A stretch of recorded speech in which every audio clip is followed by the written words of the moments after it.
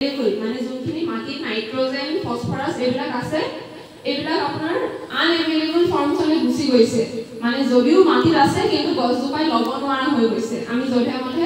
chemical fertiliser এইবিলাক দি থকাৰ কাৰণে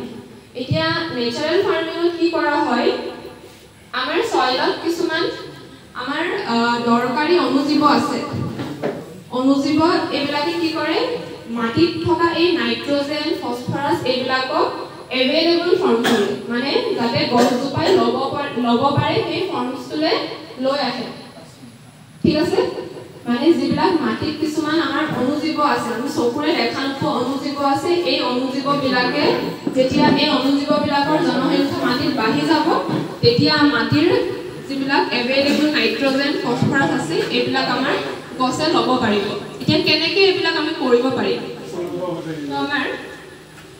এতিয়া আপোনালোকে যদি সাৰ নিদিয়ে কি দিব নেচাৰেল ফাৰ্মিঙৰ জৰিয়তে তো এতিয়া আমাৰ কিছুমান নেচাৰেল ফাৰ্মিঙতো কিছুমান সাৰ বনোৱা পদ্ধতি আছে কেনেকৈ বনাব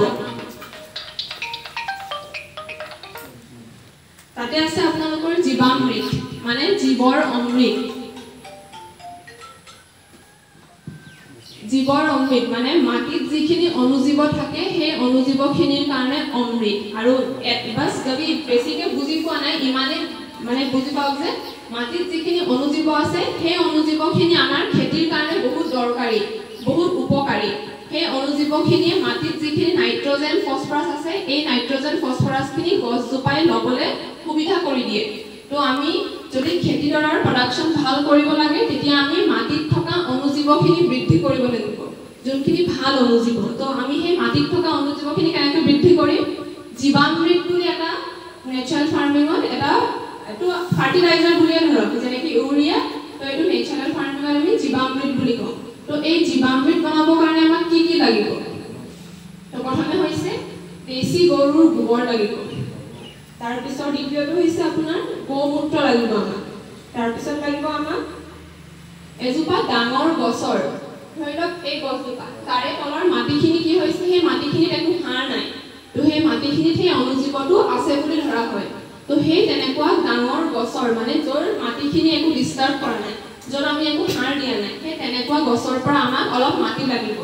তাৰপিছত আমাক কি লাগিব বেচন লাগিব বেচনটো কিয় লাগিব বেচনটো হৈছে এই অনুজীৱবিলাকৰ খাদ্য যেতিয়া আমি বেচন দিম তেতিয়া কি হ'ব অনুজীৱবিলাকৰ বংশবৃদ্ধি হ'ব মানে এটাৰ পৰা দুটা হ'ব দুটাৰ পৰা চাৰিটা হ'ব তেনেকুৱা হ'ব তাৰপিছত কি লাগিব আমাক গুড় লাগিব আৰু ইয়াৰ লগতে আমাক পানী লাগিব এতিয়া ইয়াৰ পৰিমাণটো কিমান লাগিব এতিয়া আমাক